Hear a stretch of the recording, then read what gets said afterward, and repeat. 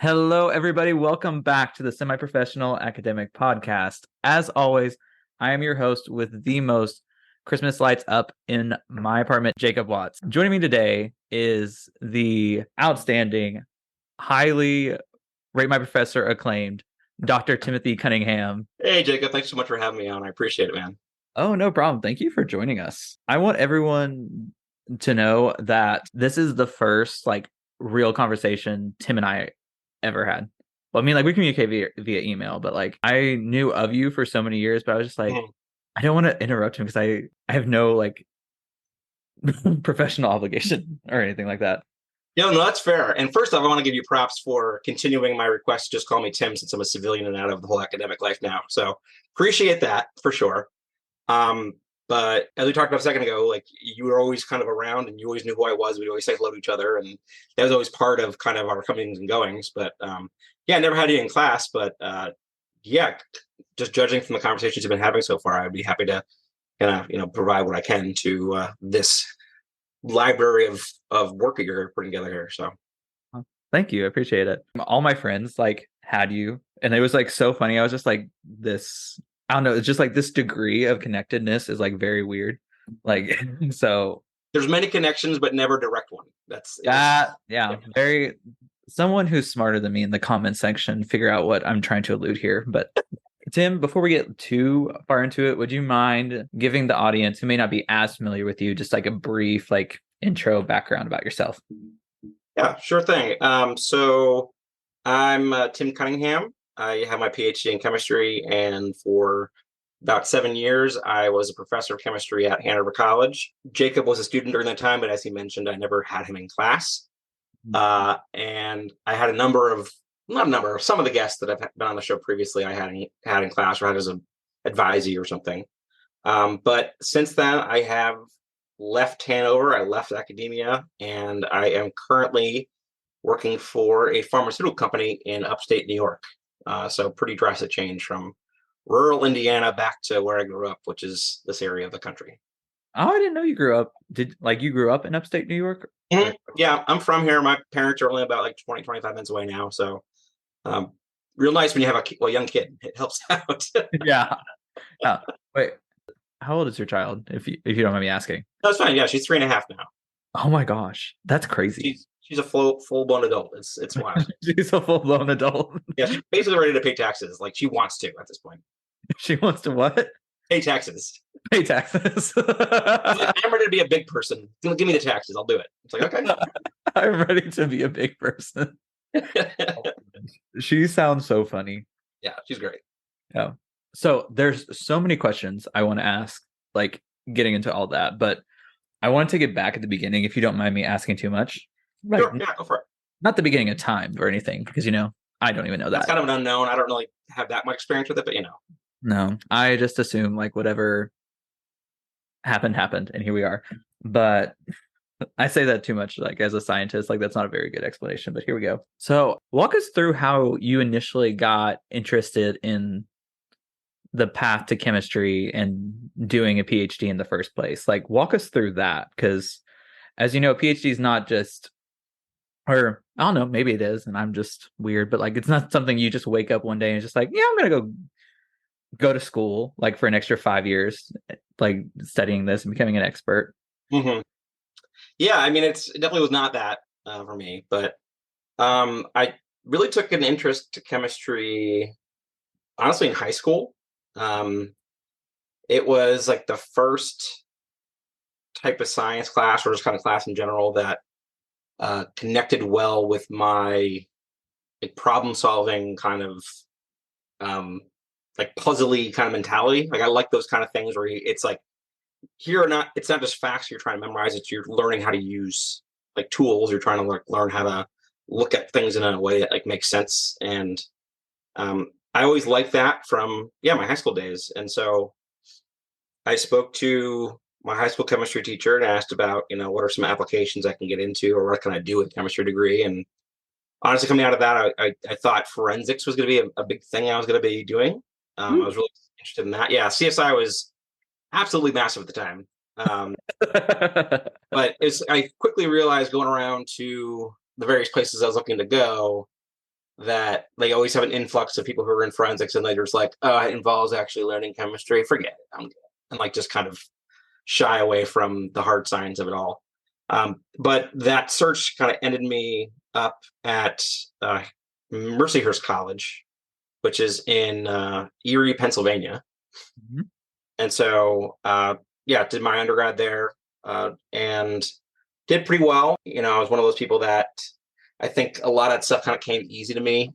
And like I worked, but it was like, yeah, I just kind of got the grades I wanted to get, and it didn't take too much. But and because of that, I think my professor was saying, "Oh, you're a natural person to go to grad school."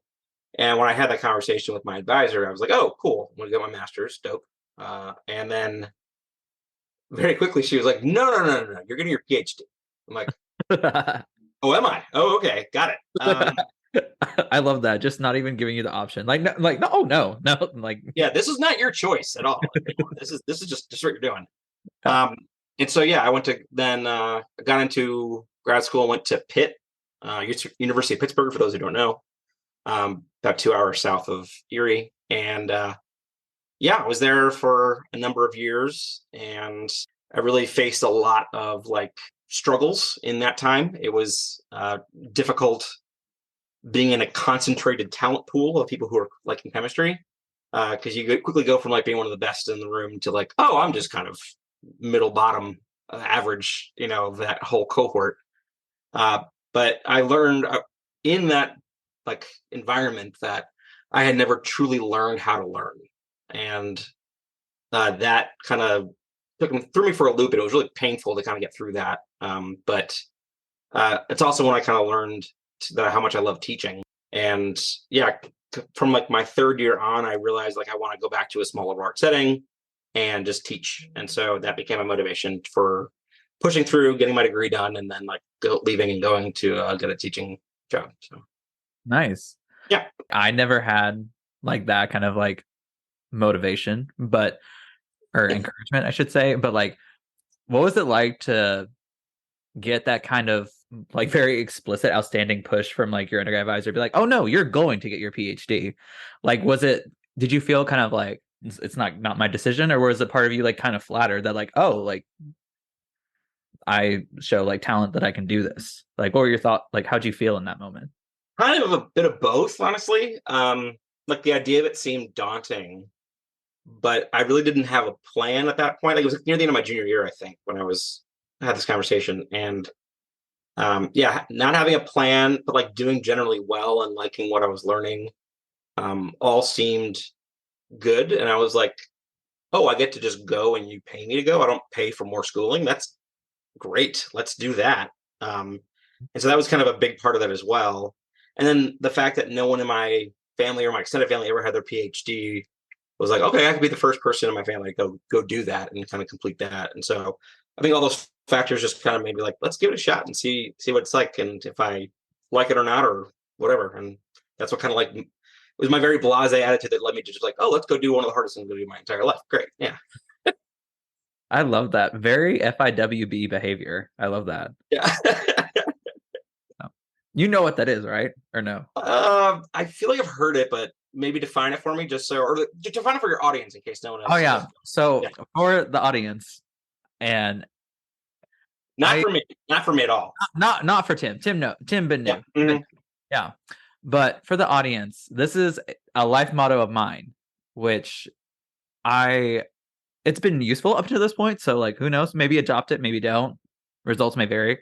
But it stands for fuck it, we ball, meaning that what's gonna happen is gonna happen. You might as well just do with like respect to everyone involved. Like don't be a douchebag, but like do like what you want in the moment, see what happens and what it shakes out. And like that's very cool of you. Just be like, well, like I'm just gonna do this, see what happens. Yeah, I mean, yeah, I try to like I realize that I have my own like mental reservations that kind of hold me back at times, and when I feel them simmering or making noise, I'm just like, this is a time to just ignore it and the best I can, and just try to like say like just do it and just don't imagine worst case scenarios, just kind of go. And that seems to be like I feel like I get a little ignorant as a result of that because I'm just not listening to my entire mind process things, but it can help whenever I need to just kind of push forward. So, Now, and you touch on something that's like I kind of relate with because no one in my family or my extended family got their PhD as well. Like my mom, if I'm thinking correctly, yeah, yeah. My has the highest level of education. She got her master's. okay. Like it was nice having her like when I was doing my master's, but even the jump from doing a master's to a PhD is still like a very drastic jump, like in my mind. Okay. Or I don't know. I mean, I've talked on the show that like my master's didn't prep me very well, but here we go. Here we are anyways. Okay. So, and I don't know what it's like for like the field of chemistry. Is it normal for a lot of students, even like from like now and like when you were pursuing your PhD, was it a common thing to just go straight from undergrad to PhD, or like do you kind of wish you did your master's first, or and of course hindsight's 2020, but like Right.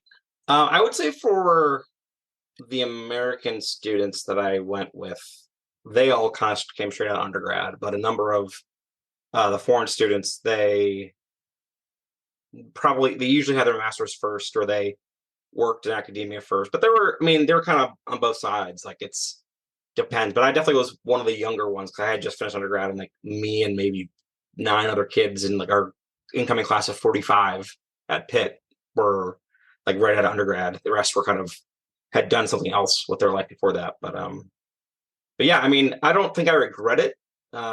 It just kind of felt like honestly a natural extension of college because I went from being around people of my age group to more people of my age group, but that have similar interests to me now. And makes me look like the least nerdy in the room, which felt good, compared to what I was used to in undergrad. Um, but yeah, I mean, I think it was good.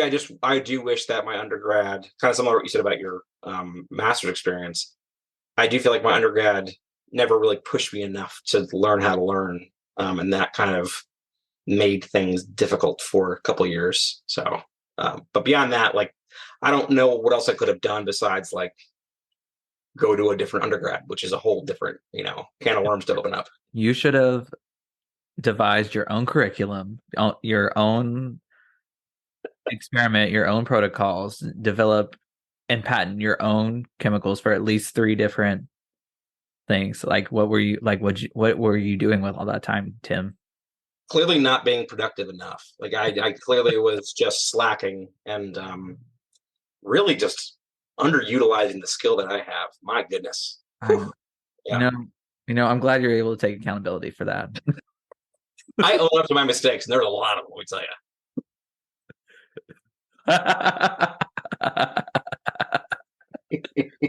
Oh my gosh.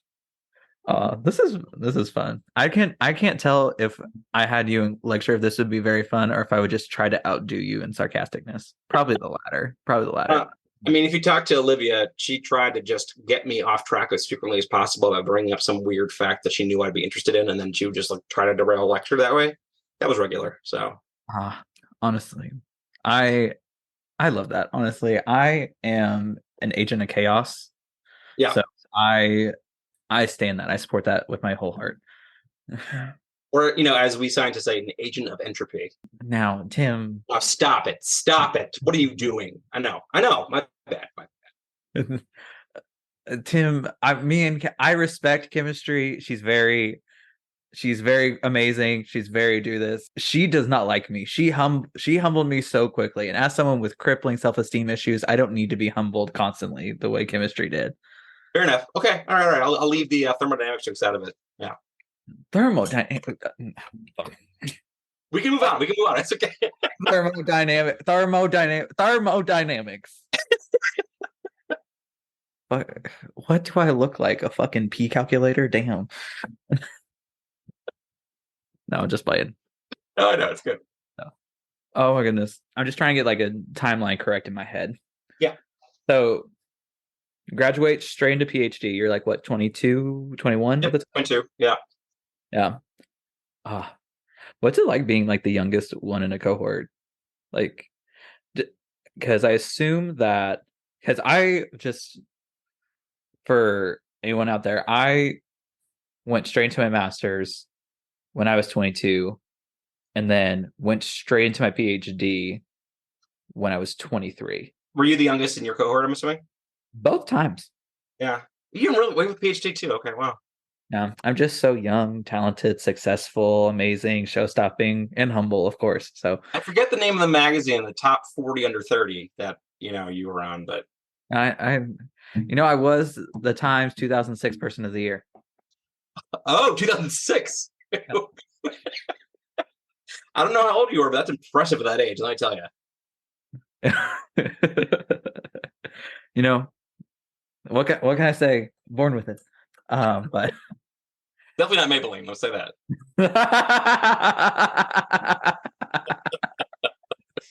Oh my goodness. But like in all seriousness, did it like ever like phase you to be like, oh, I'm in this room with people who have like real world experience, or like they did their masters, so like they've done like grad school a time or two, or did that really like not phase you at all? It definitely phased me a bit. I think I was lucky in the sense that of the people my age in our incoming class, 5 of us had gone to the same REU the summer before. Oh, now I know, but would you mind explaining to the audience what that is, of course? Sure. So an REU is just stands for research experience for undergraduates. Usually, if you want to go to grad school, typically research-based grad school, you try to get an REU the summer between your junior and senior year.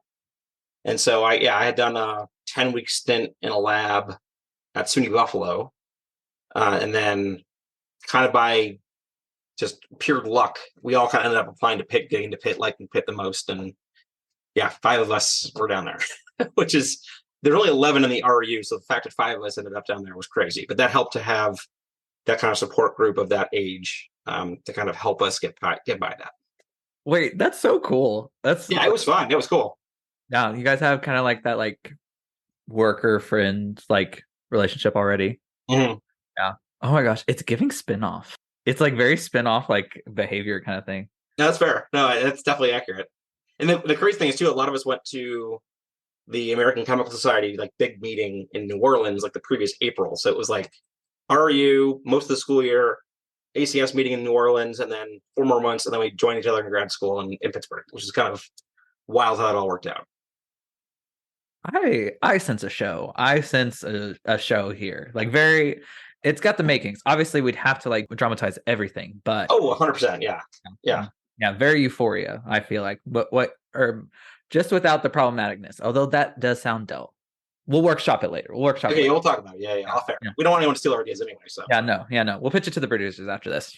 Okay. No. Well, that's so cool that you like came in having that kind of already like know like a little bit of like the people there. Mm-hmm. Because I know for me, like the first time I went to grad school, and I feel like everybody knows this, like the first time you like go to grad school, like one of the most daunting things is like how are you going to acclimate to that new environment, especially if you've gone to undergrad where you kind of had like the lay of the land, and like if you went to a smaller undergrad like I did, like you kind of like know everyone already, so like you kind of have like this established thing, so you have to like essentially restart that whole thing over again. And that can be very daunting, but like that's really cool that you had kind of like that familiarity already a little bit. Yeah, and like I was really lucky with that. And the nice thing is too that the group of people that I was with was also pretty welcoming. And so we weren't like our clique and that's it. And we try to get people who were kind of solo in the program to be like, join the group, you can be part of the friend in the group and we can just hang out and do stuff and get to know each other. And it just turned out nice for that reason. So Nice, very community driven. Like that's yeah, nice. that was cool. Yeah. I love that. I love collaboration and community in science. I've never understood the scientists that either like in the lab and out of the lab setting like don't want to form communities with other scientists. Like that's so weird to me. Oh yeah, or the competitive nature too. I don't understand that. And I mean, I get it. Like you don't want to get scooped, but one of my old professors in undergrad said that he got into Harvard, went and visited, and he saw people regularly locking their lab notebooks in drawers every night because they were afraid of their lab mate looking at their notebook, stealing their data, and scooping them for publication, notoriety, what have you. And I'm like, oh, that just nope. I don't want any part of that at all. That's not very big dick energy of those people, but Oh I no, that's just big truck energy.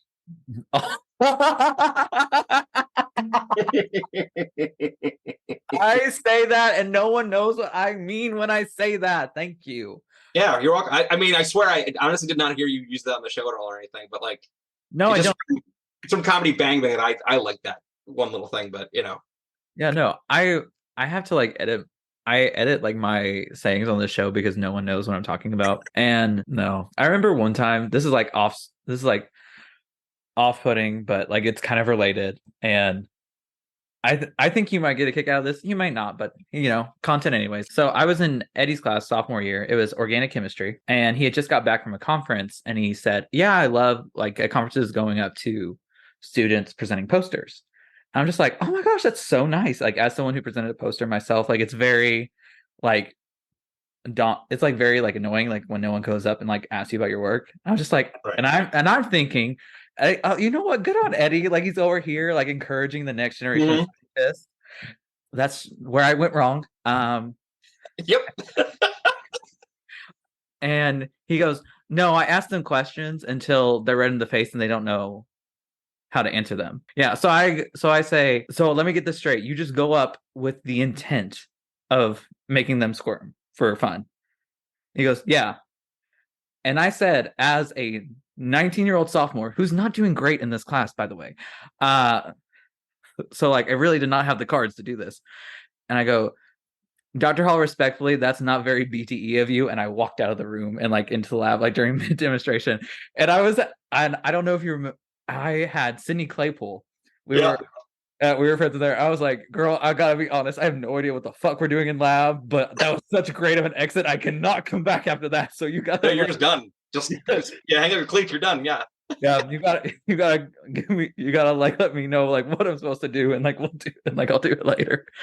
Yeah, that actually reminds me a lot of one of my first days in grad school at Pitt. Like they were separating us into the TAs that would tutor organic or TA organic or TA or general chemistry. And I Mhm. was coming in like biochem. So it was like I was for sure going to be gen chem. Yeah. And they were writing up the names on the board. And anybody whose name they wrote was organic, and they would go with them for organic training. And the last name to go up was my name.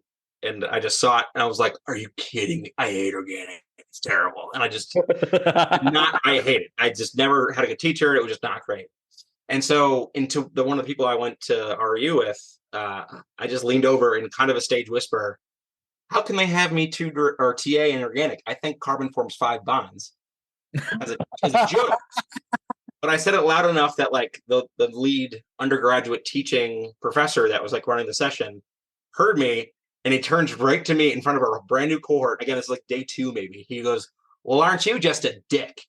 And I was just like, "I'm home. Let's do it." And like that made me feel so comfortable because it was clearly a joke, and I was just like, "This is amazing." I love that so much. So I oh my gosh. TA assignments are crazy. Like I remember Yeah. in my master's, I so like my master's, like I come in, like there's people like 35, 32, 30, like who have like experience in the field. Mm-hmm. So I'm thinking like, okay, like I'm gonna have like very like non-majors bio or something like that. And they email out the assignments and they go, "Jacob Watts, 2 classes." I'm just thinking like, okay, cool. I have 2 labs. Little did I know, one of them was biodiversity. Okay. I was like, okay, okay. I was robbed of an A in this, so I don't know why they had me do this, but okay. Yeah. And then they had me doing micro technique TA, which Oh. which is very funny because I was taking said course. And I was um I think there's a conflict of interest here. So I emailed the coordinator. I was like, "Hey, not trying to like complain because I got into graduate school without having to submit letters of recommendation." Okay. And I was thinking like that's so badass. That should have been a red flag. But anyways, and then I mean, it is badass. Let's be honest. It's not nothing. no, I know. I was like hyping myself up so much, and I was just like, wow. I say jump, and they say how high, and like so. One thing about me is I'm very delusional. I am very delusional. So I was thinking like, yeah, like this makes total sense why everyone else would have to submit letters of recommendation, but not me. Like this makes total sense in my mind. And then you had to apply separately for a TA-ship. So only once you got accepted into the school, then you could apply Okay. for TA. And then they asked for I think two letters of rec and why. And I said why. And didn't find where you could submit the letter, like the thing for TA-ship. And I emailed the head of the department. I was like, hey, I'm not sure where to submit this. Like, can you let me know? And he goes, oh, you can just email them to me and it'll be fine. Okay. I was like, okay, here, I guess. And then a month later, didn't have to interview to get into my advisor's lab as it was like, and it was a direct admit spot. And they're like, hey, if you want to come do your master's here, here's money. Like, come. And I was just like, cool. All right. Yeah. Let's do it. Yeah. And then had me TA a class that I was taking, which was funny. And like it ended up not being like an exam, like a class with like exams. I was more of like a TA that just helped prep the labs. But like at the time, like I was thinking that like, am I just about to have like the easiest like class ever? Just be like, oh, 100. It's like you coming in the lab early, and it's like the Spider-Man meme of just like, "Hey, what are you doing here?" Like, hold on, it doesn't work. Yeah, I mean, it sounds like because they're having people apply for the TA ship separately from entering the program that they weren't having a lot of people apply for the TA ship. Is that what I can kind of gather from that? Yeah. Okay, yeah, I can. Yep, Yeah. that's fair. Yep. And so, but yeah, I was just thinking like, you know what? Guess just the rules don't apply to me on this one. And like, just like, what about it? Tim, before I sidelined the conversation, which you guys have been watching for 2 seasons now. You know, that's just how I do things. I don't mean it to. It just happens. Um, but how did you find your lab like for your PhD? Like, what drew you to Pittsburgh exactly? I think the biggest thing was the campus. To be honest, it's a weird thing to say, but like it was the only very urban campus that I attended. And like that kind of level of sarcasm that I felt from the undergraduate professor, I felt that on my trip there, and I just felt this like camaraderie that I kind of need that quick-witted sarcasm to kind of like be happy with people. And thankfully, Hanover was never a short. Like there was never a short on those kind of students, which was great. Um, I, but I swear you could get a PhD in sarcasm if you went to yeah, Hanover College. yeah, it's lovely. It was great.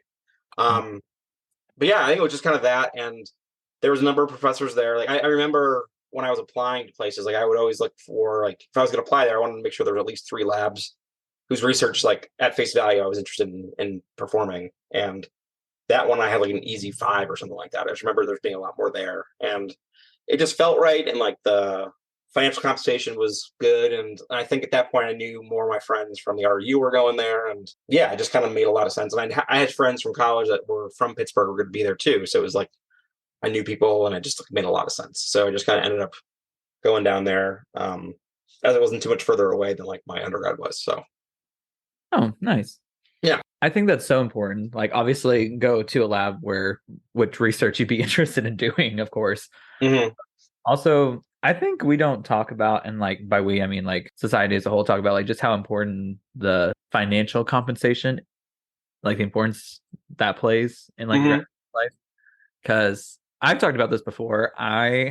If anyone ever wants to talk about money, I'll be the first one to be like, I'm making this, this, this, and Right. this, which some people find that rude, but I mean, I grew up in the Midwest with a very southern family. Like boundaries are just not existent. Uh, so in my master's, we got paid $1,000 a month for TA ship, and that did not cover our fees, and we had about like $500 to like $1,200 of fees every semester. Oh, really? Wow. Yeah. So and it was in our contracts that we were not allowed to take on a second job. Ugh. Yeah. I mean, I did anyway because I mean, I'm going to do what I want, but Right. And I feel like a lot of that, like legalese that kind of have that in contracts is more like you can't let a second job disrupt your abilities. You can't use it as an excuse as to why you're not doing your stuff or what have you. But I mean, either way, they're charging you money and charging you more money than they're paying you, and like they're not letting you get a second job. That's kind of garbage. That's so many issues wrong with that yeah, school. that's terrible. Yeah. Yeah. I'm grateful now that like in my current institution, I don't have that problem, but That's good. Yeah. yeah, Where are you now, by the way? I'm at the University of Kentucky. Oh, nice. Okay. Yeah. Yeah. With Olivia. Oh, are you really? Okay, that's cool. Yeah. Isn't City there too? Yeah. She's in the medical school. That's right. Yeah, I thought so. Yeah. And Natalie Miller's here for, Really? yeah, for I know these people. Yeah. Yeah, I know. Again, very spin-off vibes, I feel. Very much so. Yep. Yeah. Yeah. I have this theory that every stage of your life is a spin-off from the previous one. And it's just, are you going to make this current stage of your life, this current spin-off more successful than the original one? Okay. Does like genre make sense fit in there too? Like is it more serious or funny or more of a horror show? Or like I mean, I describe my life as a dramatic comedy. So okay, all right. yeah, I mean, like, I mean, although I'm very delusional, so I'm always thinking like, oh yeah, very over the top, very dramatic person. So Yeah. why not?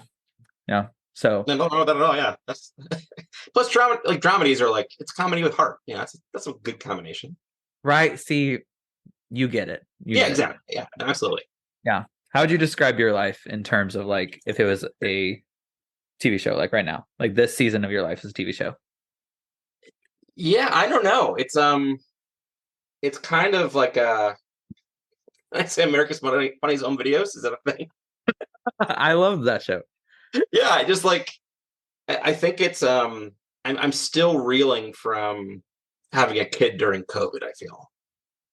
Like I imagine. that totally threw me for a loop and like threw me and my wife for a loop and like is a big part of why we ended up coming back here was just this like we had a kid but no one could see us like that was crazy. Yeah. Sorry, I'm just trying to get this timeline. Like, Yeah, he was born during COVID, or you all got pregnant? July of 2020. Oh, she was alive 2020. No, July of 2020 she was Oh, born. July 2020. Okay, I was just like, what a weird way to say that, but okay. Yeah. So, damn.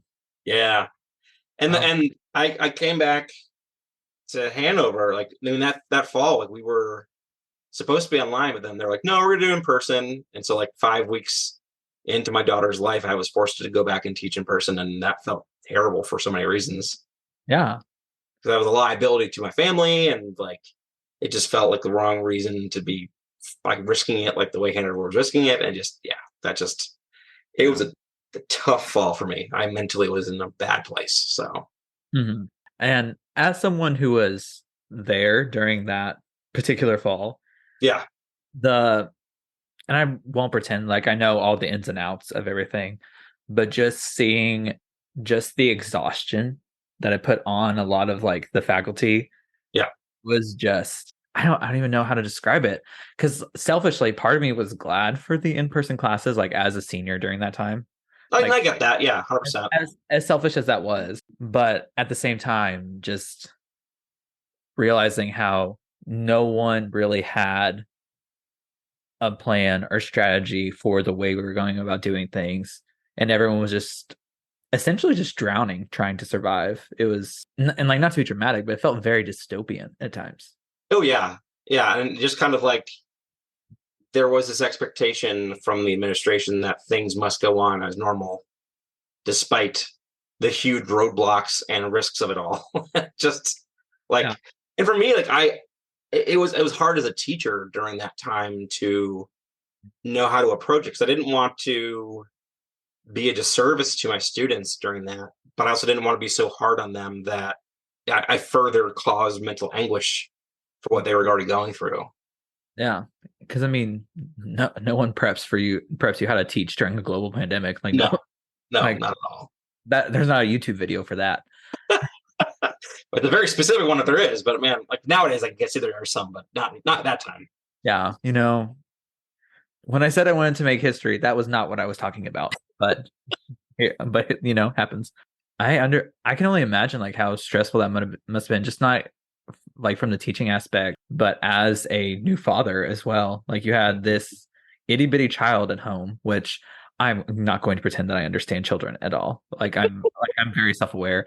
I respect children. I know nothing about them, but I imagine like you're worried about just her developing like a natural immune system because babies get sick all the time because they're Right, building the system. And then you're also worried about like, oh my gosh, am I going to bring COVID home to my baby daughter? right, right. I mean that was a big stressor. And I think was the hardest for me during that time was that I'm a very much uh, I deal with people pleasing a lot. I still do. Give off that vibe. Yeah, I don't know if that's a good thing or not, but No, uh, because like I do that too. Like I can okay, recognize that. So like okay, I okay, the kinship there. kinship Yeah, there. yeah, we're team pleasing those peoples. It's good. Yeah, but yeah. So like when I was teaching during COVID, like I was trying to be a good husband, keeping my wife with a newborn safe, and so I would do all the grocery shopping and running around doing errands and stuff, and my wife would stay at home because like we didn't want to risk her going out if she's the main source of food at that point for the baby. And Yeah. obviously there's the baby, and I want to do as much as I can for that. But then it's just like at that point there wasn't a ton I could do, and I just also felt like kind of scatterbrained because of the job because I was trying to figure out teaching during a pandemic on the fly.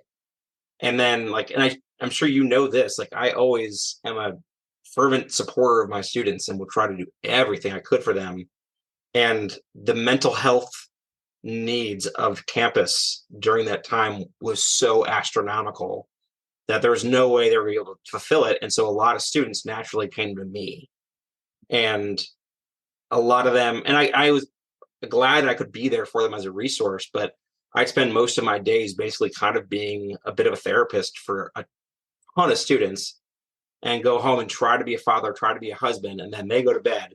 And then I'm like, all right, now I have to grade, I have to prepare my lectures, I have to do all XYZ for all these committees and stuff. And it was just like at the end of the day, I just didn't have any gas in the tank within like 2 weeks of that semester starting. And I just somehow tried to get through that. And like it was tough. Yeah. No, totally. And there is a very fine line between being a supportive like mentor person in someone's corner and exhausting yourself to where there's nothing left. Right. And I Right. feel like, and not just you, I feel like that was the expectation for a lot of the faculty during that time. And not just to like Hanover specifically. I'm not just full on like bashing them or anything, but like I feel like that was almost the expectation of teachers and like professors throughout like everywhere. And Mhm. I don't know, I feel like it was at times like very dehumanizing to, and just selfishly as a student, I felt like at times it was like very unfair of times. And I might just be like a whiny bitch. I don't know. So, but I felt like it was like very unfair for administrators to expect students to perform normally in class when there's no social benefits. And I'm not saying like there should have been like, because people were dying like that and like that Right. But there's like a balance though there too. yeah. And there was yeah, if you're going to have the students be pushed, they need to have that outlet of social energy, that way to blow off steam, whatever. And they just didn't have that. And so everyone got burnt out real quick.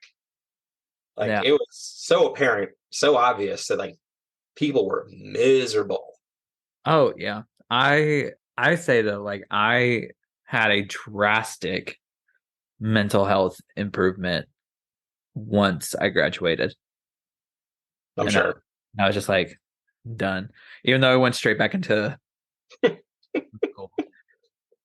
I say this like I'm so like I was like so burnt out, and then like I went immediately into one program, then immediately into another one. So like I don't know, maybe take my words with a grain of salt, but I I think it was rough, and that kind of leads me to this question, which was that the reason why you decided to leave your teaching job? Because I know you talked about earlier, like during your PhD, one of the things that motivated you to get through it was to go back to a smaller liberal arts school and teach, and then Mhm. just to leave it. So, like, if you're comfortable, like, can you walk us through like that, what that process was, and like how you came to that decision? Yeah, it was a big walk. Um, Mostly because I had built up that career as like my dream career because of how I was using it in grad school to get through. Like to me, I did grad school to become a teacher, so of course I'm teaching. This is what my life is now. But I think even before COVID had started, I just was frustrated with just the lack of appreciation that I think faculty received from the administration in general. Like they always thought they could pile more stuff on top of us, and I was always getting increasingly frustrated with that. And then COVID hit, and to see them like seemingly not even address the fact, like I have a 5 week old, and I talked to uh, like administration about that, and they're like, "Well, you got to be in person. Everyone else is." I'm like, "Dope, cool, thank you. That felt really good." Yeah. Yeah, and then, again, I don't want to bash anything in particular, but just like that was really part of it, and I never was somebody that was about like the salary, like we were talking about before. But at that time, it kind of became this like the stand-in for like this is literally how people appreciate you is to you know pay you what you think you're worth, pay you what you think you've gone through, and like there was a little bit from COVID, and I know Hanover is not the richest of campuses, but it still just felt like good job, you did your job. That's all you're gonna get. It's just a nice like attaboy. That's it.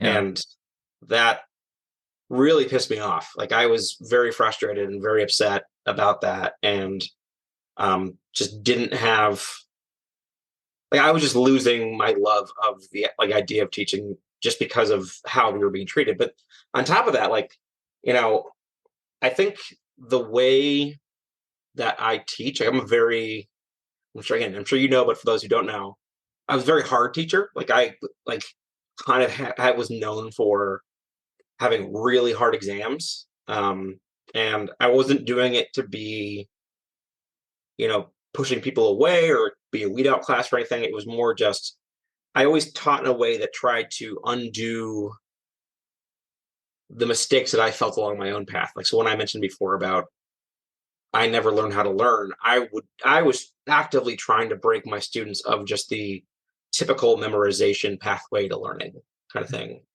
And so I was hard on my students and I pushed them, but on the flip side, I was also very supportive, and it took a lot of time to be supportive and like be thoughtful and be the teacher that I thought I needed to be.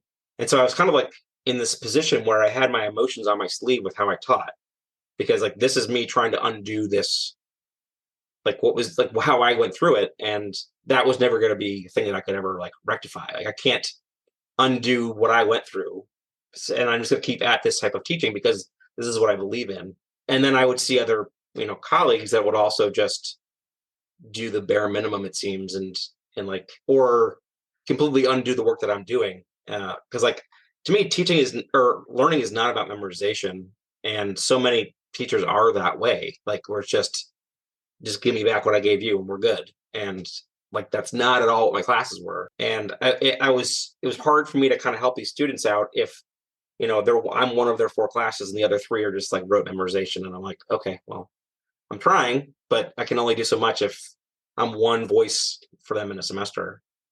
So like all those kind of things like were leading toward me getting increasingly frustrated and feeling increasingly underappreciated. And I think honestly, it was a bit of a culture difference too. Like I never connected with the community out there, being from the East Coast, not really East Coast, but Eastern US. And like that sarcasm that I have, like I connected with students more than I did with like anybody in the town or with other colleagues. Like I was way more friendly with the students. That just felt like I shouldn't have to like lean on that aspect of my life to have my social needs met. It Mm. just felt like a weird kind of combination.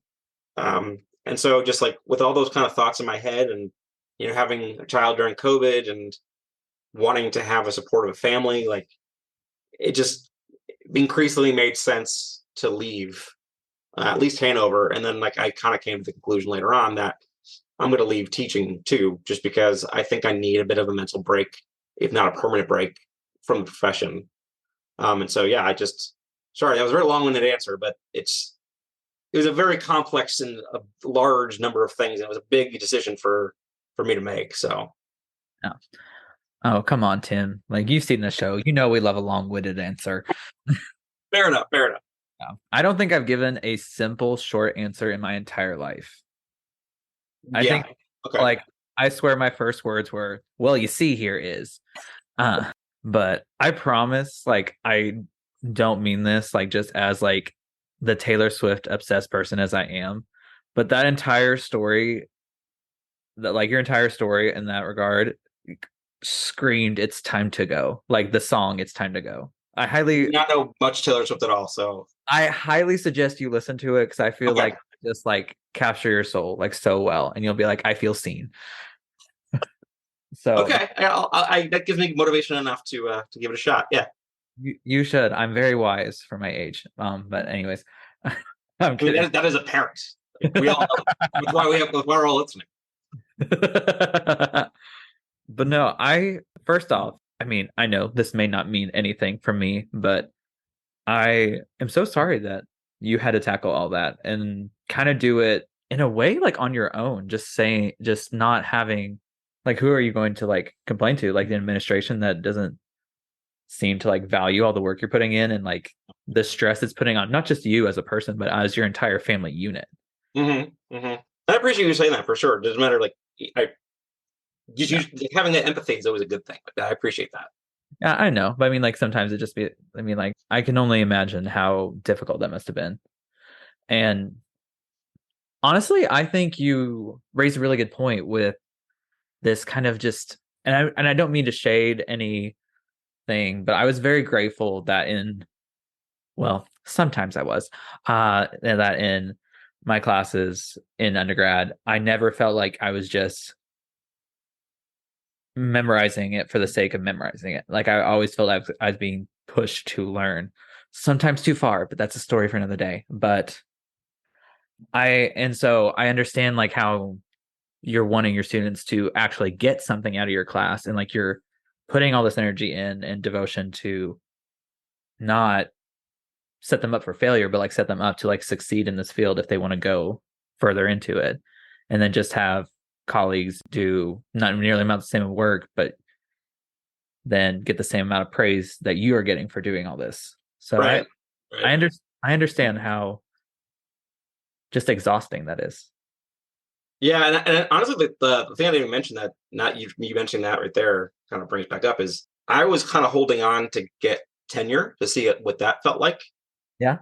and I got it, but I was also on the committee that was granting tenure by like looking at like the portfolios of the various professors that were up for it, and to see how that sausage was made and how those decisions were made was basically like if they're like mediocre, they're going to pass with a rubber stamp. Like I feel like it really undervalued what I was trying to achieve.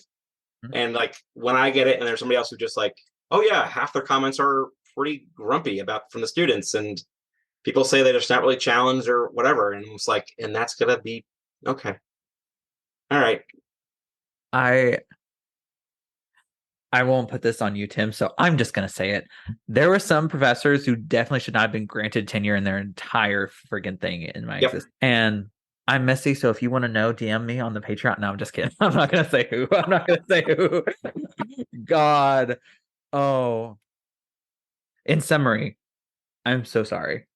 I appreciate it. And like, yeah, I it's something that like a lot of my closest students knew about. Like I would talk to them. I would be open with them about this while I was teaching them. And a lot of them knew it. And honestly, a big handful of them I really appreciate to this day. When I told them I'm leaving Hanover, they were just like, good for you. You deserve better. Like I had so many students tell me that, and that was not the reaction I was expecting, but it felt good for them to recognize it and then just to be like, yeah, go get what you want to get and go for it, man. Yeah. Did you feel like it was kind of like you were breaking up with a very like harmful and ugly ex, and they're like, thank God, like like do better, or like no? I think yes and no. It's like yes, but you love their kids kind of thing, I guess you can say. Because like, I mean, the students always made it worth it. That was absolutely the best part of the job. Um, like I wish I could have figured out a way to like honestly never have to grade. I freaking hate grading. It's terrible. And Same. yeah, and like could find a way where I could honestly meet students where they are at and have them realize like, oh, I'm on their side and I'm trying to help them, and like it's they can trust me to push as hard as they can in my classes and they'll benefit from it, kind of thing.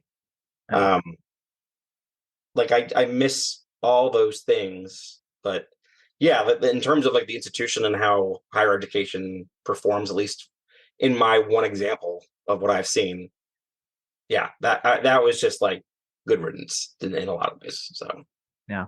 Again, Tim, I'm begging you, and you have my contact information. Please, after this is over, listen to "It's Time to Go" and tell me if it's not a perfect metaphor. But we're getting sidetracked. We're getting I'll sidetracked. email you about it. Yeah.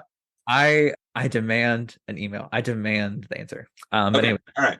yeah, no, I totally understand. Kind of like needing that break from teaching. Like just the soul gets tired, honestly. Mhm. Um, so, and I know you talked about it briefly, but can you kind of walk us through how you found this new job after teaching and like what exactly it is that you do? Yeah. Yeah. No, definitely. Yeah. So I think the me wanting to get away from teaching really just like as you mentioned, kind of like that. I was too my passion was like kind of worn out. Like it was kind of had been on E for a while, and I didn't necessarily think I would find a lot of passion in pharmaceuticals. Um, but I was like, let's give this a shot. I knew there was at least financial benefits for that there, and didn't fully know exactly what to expect going into a field like that. But the moving back to where I'm from, um, around Albany, New York, there's only two really big companies that would kind of make sense for my skill set and what I'd done. Um, and so, yeah, I work for this company called Regeneron. They're a huge, probably 15 to 20,000 people worldwide, probably these days. Damn. And I work at the main production site for most of the drugs that are distributed in North America. Um, it's funny. I was very adamantly against any job in the pharmaceutical industry when I was in grad school. It just felt like you're selling your soul to the devil, kind of thing. Like you're just benefiting financially off of the struggles of others, kind of thing. But I've seen enough stuff here that I kind of do believe at least part of the company cares enough about you know the the people first, like the patients first. They really, really do. Um, like I think that the one go-to example I always have is that uh, one of the first drugs that went to market helps a very niche kind of disease that only I think 12,000 people in the world have. Oh, Um, yeah, but and because of that, there's not much of a population that is going to be taking this drug. Um, there's actually no way to produce it in a way that they can financially benefit from it. Like it costs more to make than it does to actually like what they can sell for. And despite taking a loss on it, they still make it every day or every year rather. to supply for these people who have this disease, it's a small group. So Okay, humanity's not dead. yeah. So that kind of stuff like made it better, and they also have like this big part of like their homepage for their employees where you can go look and listen to stories of patients and how the drugs that we make change our lives, and how it helps them and makes life better and worth living and all kinds of stuff like that. And like all those things are really, really positive. So kind of have that around. And then on top of that, like it's a company that they take care of their own employees. Like they really, like the amount of benefits that I got, like moving here, like they paid for the move. They helped.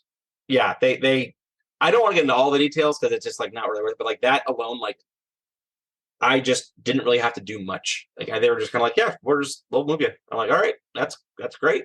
And yeah, they just kind of covered a lot of those expenses and made that transition a lot easier when I finally moved and headed back. Especially since my wife and my daughter already left the area. Like they left like the April of my last year, and then I didn't leave until like mid-June. So I was like just me and the dogs for a while, and then I was terrified of having to like pack up the entire house. They're like, actually, we got it, so don't worry about it. I'm like, okay, cool.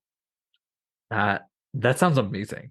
Yeah, exactly. Like that, and like that coming from where I was just felt like, oh, you actually okay, you want me, you wanted me to feel like looked after and helped and seen and stuff. And like, it's what I needed at the time, but like it's not purely financial. It's like they were doing the little aspects just to make it easier, and I I very much appreciated that. But yeah, so I started in late June of 22, and uh, I work in this department called QC Tech Resources or Technical Resources, and so you can kind of think of it as like a technical difficulties type of department that supports the QC group, or Mhm. and QC being quality control. And so essentially, like we will help out like any testing of product going to market. We kind of help support any investigations or anything's going on there, and we also kind of help with a process called validations, where we essentially approve certain protocols for testing the drug at different stages of their development and their production as they before like going from raw material up to a final product that they then go out and to patients. So it's a highly regulated space. About 80% of my job is the regulations of what's called GMP, which is good manufacturing practices. Mhm. It's all the FDA regulations. It's all the way you have to change things in a way that's very visible, and you have a lot of just paperwork with everything that you do. Um, but there's like a 20% of it is the actual science that I know, and the science on of it is not terrible. It's much more the logistics of working in GMP that I do, but um, it's using more of a problem solving side of my brain and more of like a technical side of my brain that I wasn't using teaching, that I really appreciate. And so that's really nice. And then another thing that I think is just like one of the best benefits is that even though I, it's a 8 to 4:30 job, um, all throughout the school year or all throughout the year rather, I get a decent amount of time off. And then also like when I go home, I go home. I don't have to go grade. I don't have to go prep. I don't have to do anything because I'm off the clock. Like I'm done. And so even though I would have summers off teaching, even though I'd be expected to do research and do all my class prep and all the other stuff off my like eternally long to-do list, um, I feel way more relaxed in this role just because I can mentally turn off my working brain every night and not have to worry about it. Completely understand. And granted, I haven't had it to the extent that you had, but no, I like a typical work week for me right now is lab by like 9, and then class, meetings, teaching until about, and then my own experiments till about 5, 6, 7, sometimes 8, and then homework, and then reading papers until I fall asleep. Yeah. You eat, breathe, that stuff when you're in grad school. That's for sure.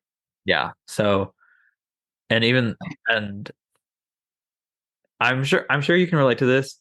And I don't mean this like against my family, like they love me very much, but they think like in the summer, like in my master's and like now, like I just don't do anything. Once like first week of May comes, like I'm done. Like and I'm just like, that's just I work with live animals. I can't just be like, bye. Yeah, you guys have fun for 3 months. I'm out. Yeah. No. Yeah, actually that was my first day on my new job. Mine the manager that hired me into like her little group, she says you need to understand that this job is not as flexible as an academic job.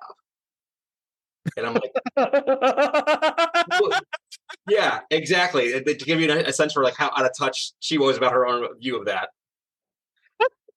Oh god. Yeah, and I was like, yeah, okay. I mean, Oh. people think that we have summers off and like we only have to teach a couple hours a day, but you can't take a day off on like a Friday like you do in this job. Like I can just take a Friday. Like, it's no big deal. But like if I did it in teaching, you have to get someone to cover your classes or account for a loss of lecture time or whatever. And no, like I think while there is yeah, you do spend more days going into the office, like it is to me way more flexible and um I kind of just like being able to kind of like work on projects on my own and just solve problems, present them to, bosses and just develop a path forward and go do it.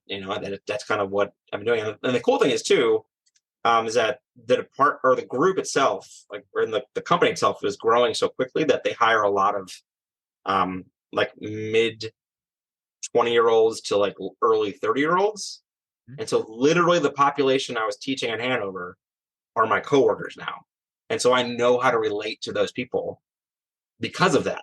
And so, and like I picked up on things that I have to relay how it works. And so I'm teaching still. Yeah. So like that skill's not gone. I'm still get to do that, but now I get to stay with them and not just, it's not for a grade, it's to help them accomplish a task. Yeah. And getting better compensated for it. Exactly. Yes. I Tim, you don't know me very well, but I'm a very curious person, and it's none of my business, but I do require all the details. So again, we may have another Zoom outage. I don't know, but say nothing if the compensation for this job is better than the previous job. Okay, say nothing if it's significantly better.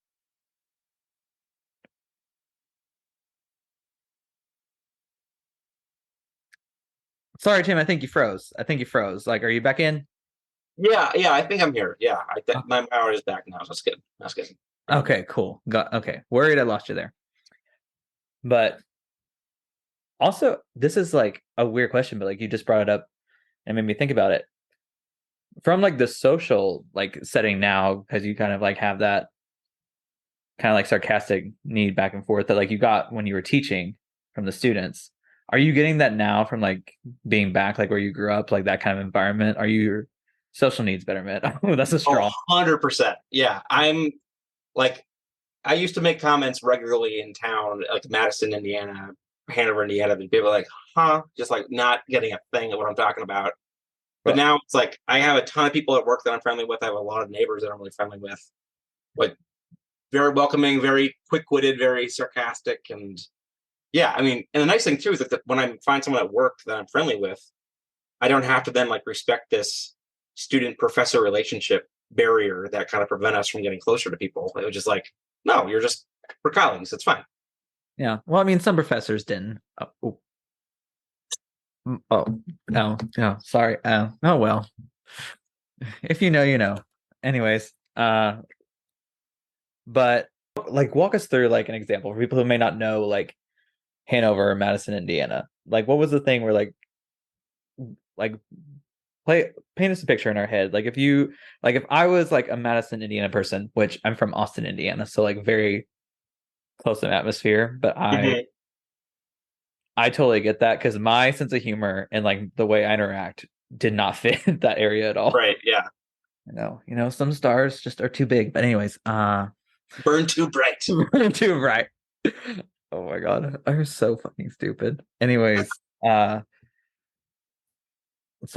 walk us through a scenario where you were just like where you like you said something and they're like, and you were just left with like, what the fuck? Like, Yeah, I mean, I'm trying to think of anything.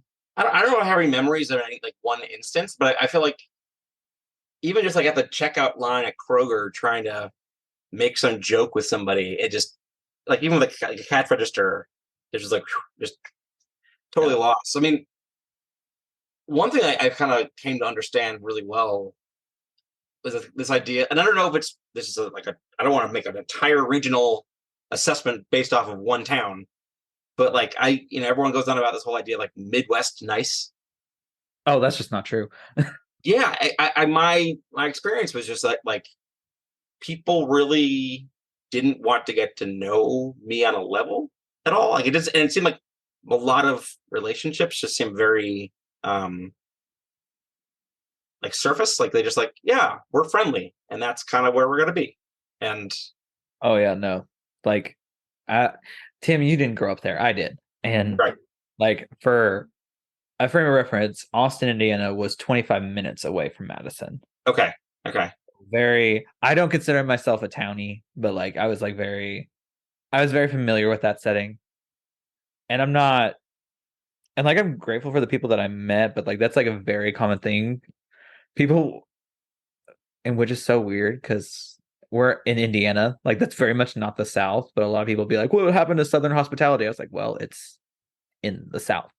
So, like I don't know, I don't know what you all are saying, but yeah, there's that very much level of just surface level nice, hmm and I can't. I need if I can't roast you and insult you and like we still be fine and like we're like in it back and forth. right. I can't go back and forth with you. And just some people aren't like that. And like my family, a lot of people in my family aren't like that. And I would like be joking like back and forth, be like, "You're so fucking stupid. Like, what are you doing?" Like fully being like joking, and they are like ready to fight. Like they're so upset. And I was just like, So where did you pick it up then? If you it wasn't from your family, was it like a school thing or with friends or?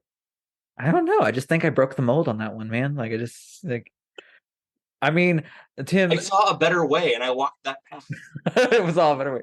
Tim, I grew up gay in a one stoplight town that had more churches than it did street signs. Okay, yeah, that was a lot. Yep.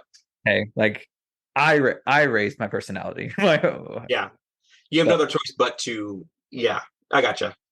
yeah, so and I don't mean that like in a very depressing way. So like No, but I mean, good for you for like getting to that point, and be like, yeah, that's who I'm going to be, and that's that. yeah. That's great, and like coming from that setting, I think so many people, especially kind of who have or from that community, like LGBTQ community, like would probably come out feeling very muted from a community like that. But you're like, no, I'm gonna be my bombastic and like sarcastic and just you know fun self that like people don't get me, but I don't care. I'm gonna find my cohort and just trust that. Oh That's yeah. great.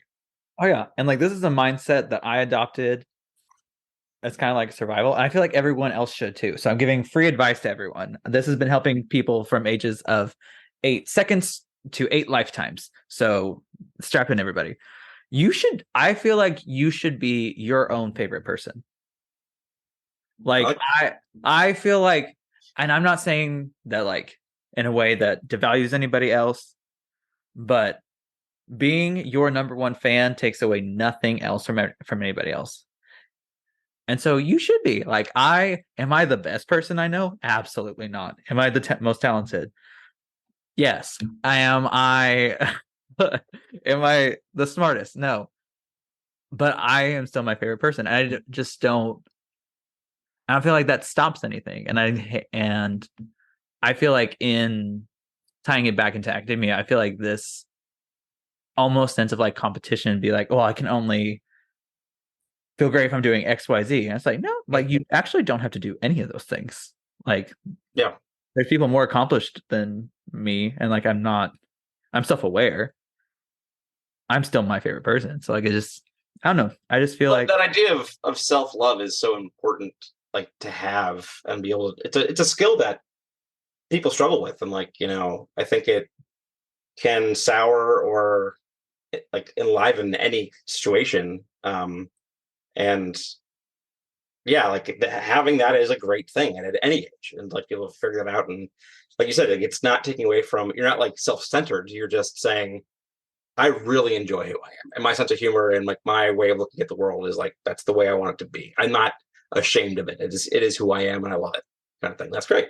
no, no, I don't fit the academic mold in a lot of ways because of that, and I just I think you do more than you realize because academic, it's full of weirdos, man. It really is. I Who don't feel they need to be like kind of like a little quiet because of how serious everything feels and how like lofty it all feels. But it's like, nah, we're all a bunch of freaking weirdos and nerds. It's great. I won't name drop, but uh I've like been in situations where I mean, and I know you don't know this about me. Well, you might have picked it up by now. I don't know. But I am very much of I will tell myself all the time, like, oh my gosh, I'm awesome. Like this is great. I'm doing such a good job. Like this like very thing. And people and advisors especially of mine have pointed out that like I'm a very cocky person and I'm just not. Like it's just this whole thing's a facade. But we're going into it anyways. Mhm. And I don't know. So for anyone out there who may not have like a good lab or advisor environment, I've been there multiple times. But just, have fun. Have fun, do what you want and all that good stuff. Honestly, I've had that type of situation. I had pretty contentious relationship with my RE professor, and my grad school one. Basically, I had to bully him back for him to respect me, and it took a lot to push me to be able to do that. But I did it once, and it's all I had to do. It was once, and he got in line, and things got a lot easier after that. Oh my gosh. My PhD advisor is probably the best advisor I had, but like in my previous moments, I very much had to be that kind of like bully back mentality sometimes. Mm. And like, it's unfortunate because like that's really not who I am, but I'm so good at it. And it's just it's just I don't know. And I feel like you're very sarcastic. I don't see you as like a bully type of person. So I Yeah. know that must have been like very hard to like work yourself up to that. And like you really must have felt like I have no other choice but to do this. Oh yeah, my back was definitely up against the wall, and I just kind of like lashed back out. And yeah, it was one moment. It was over and done with pretty quick. But yeah, that's not me at all. But No. but I think it's important to have the ability to like, we were talking about earlier, like boundaries, and then when people cross them, how to, you know, hey, respect my boundary, please, thank you, Oh. in The whatever way that looks like. It's no. can take on many forms. Yeah, the polite version of check yourself before you wreck yourself. Yes. I'm not subtle. I've never been subtle a day in my life. We're winding down here, so Okay. I ask my last question, which is a question I'm ending all of season 2 with. I'm hoping that the viewers have caught on, and if they've not, I've been wasting this for the entire season. Hmm. But if you were to go back at one point in your academic or professional life and just tell yourself one thing, and I'm talking like 2 cents worth of advice, Yeah. what would you tell yourself? Do I have to specify the time frame I would tell myself, or is this just kind of like a general? Specify the time frame. Like you have to Okay. pinpoint back one moment in past Tim's life. Probably start of college. I would tell myself to um, more than anything listen to my natural curiosity. Ooh, interesting. Yeah, because I think I had this thing where like if I accomplish X, I earn Y amount of appreciation from others, and I would do all those things to get that appreciation. But that is a fool's path that has never really worked, and it's something that I just kind of have learned to move out of. But curiosity has always been the thing that leads me to joy and things that I'm naturally good at and things that I want to do with my time. And I just don't think I gave it the time of day that I needed to back at that point in my life. Hmm. That's so wise. Like such a good answer. Oh, thank you. Sorry. No, I appreciate you saying that. It's nice. Sorry. I just be saying stuff. Um I one thing that's bad about me, and maybe it's a good thing, I don't know, is that I am very direct with how I'm feeling in like Mhm. my face. So like if someone's just saying like something absolutely stupid, like I'll fully feel like I'm like, and then my face is like, Right. Yeah. Just rolling your eyes, obviously. Yeah. yeah. I don't you know Sydney. Yeah. She said, I hope I never make you mad because your eye rolls are the heaviest fucking thing I've ever seen. I mean, in a way, that's kind of a compliment. Like just that much power you have in just your eyelids. That's good. Honestly, I feel like I had to be nerfed in some way, and that's why I'm in academia. I'd be too powerful.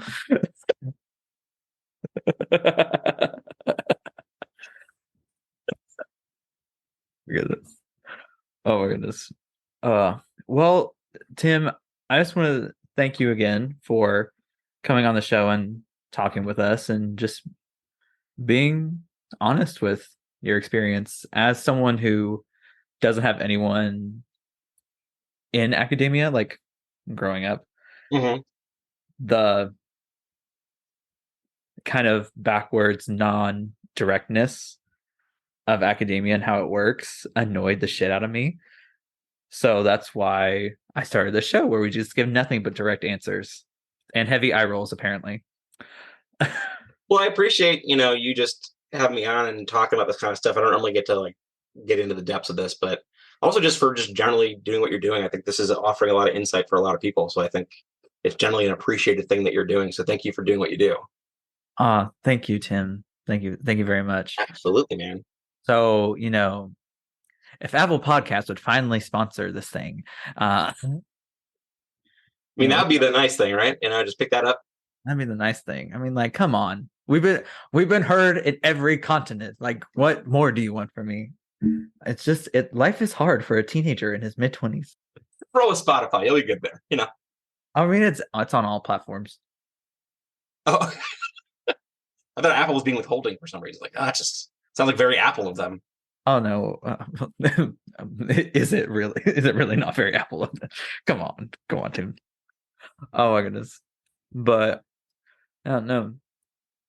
But thank you again. I hope this is like a somewhat glimpse of what it would have been like if I was a student in your class. I mean, obviously, I would have aced it. Obviously, no crumbs. Ate that until we actually got to the course, and I would have failed. But anyways, I feel like this would have been the most intense first year 101 interview I've ever received.